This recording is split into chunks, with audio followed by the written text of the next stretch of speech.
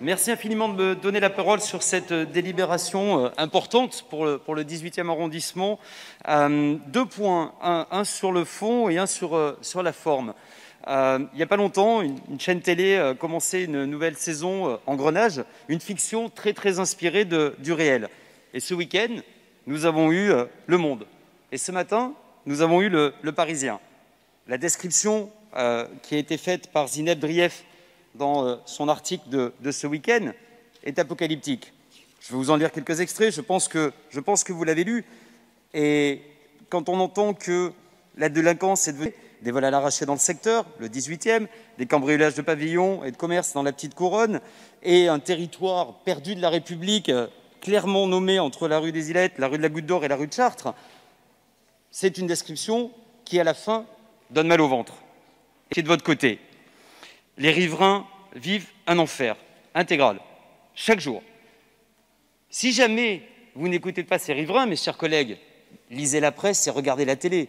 Les descriptions qui sont faites sont suffisamment éloquentes et on parle de ces territoires perdus de la République où l'emprise des bénéficiaires de la délibération que nous avons à voter aujourd'hui est totale. Pas non plus une étude de 2018 telle que c'est évoqué dans la Libération. Encore une fois, lisez la presse, écoutez les riverains, regardez la télé. Ce qui est le plus choquant en la matière, c'est votre démission. Nous demandons clairement la réintégration de l'aide sociale à l'enfance comme étant un service de la ville de Paris et non pas une sous-traitance associative. Et le constat d'échec de l'action qui a été menée par votre majorité, il est là. Le nombre de mineurs isolés présents à la Goutte d'Or n'a pas été réduit depuis 2016.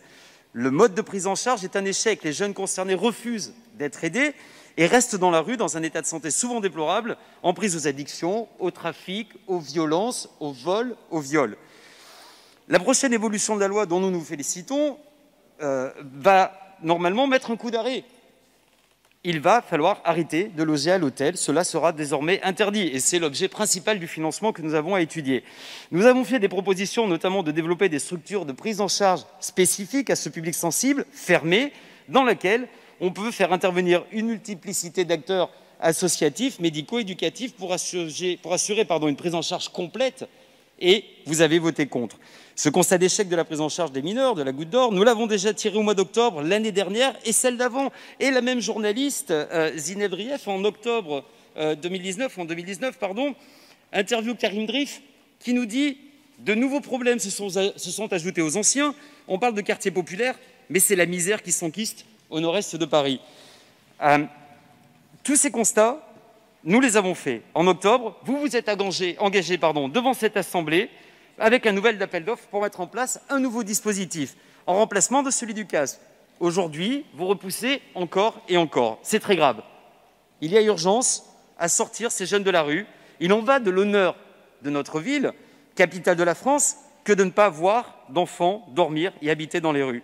Il en va aussi de la considération que nous devons aux riverains, depuis longtemps désemparés et qui font face dans leur quartier à une explosion de ces violences, de ces vols, de la toxicomanie et des trafics. Chaque jour, on en apprend un peu plus et vous êtes responsables, vous devez prendre vos responsabilités pour ces enfants, pour ces habitants, pour ces commerçants totalement désemparés.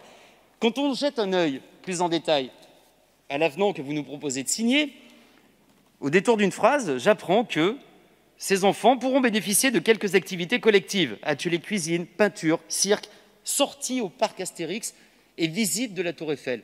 Vous ne comprenez rien. Les visites à la Tour Eiffel, c'est pour envoyer une photo devant le monument, au bled, et engager encore à faire venir d'autres mineurs en France. Sur la forme maintenant, mes chers collègues, et j'en terminerai par là, pourquoi un avenant? On attire votre attention dès la prise de responsabilité de cette nouvelle majorité, et aujourd'hui, le marché n'a pas été lancé. Soit c'est un défaut des services de la ville, et je souhaite vous interroger clairement, et je souhaite que vous puissiez répondre aussi clairement sur ce point, puisque aujourd'hui, vous nous forcez à voter cette délibération. Car si nous ne la votons pas, la situation va empirer. Donc je souhaite interroger le dispositif et non pas bénéficier d'une nouvelle expérimentation, et ensuite que vous puissiez répondre très clairement sur le code des marchés publics, non pas nous forcer à signer un avenant de 3 trimestres, mais par contre nous dire où a été la défaillance pour que ce contrat soit reconduit dans de telles conditions et sur une durée aussi courte. Je vous remercie.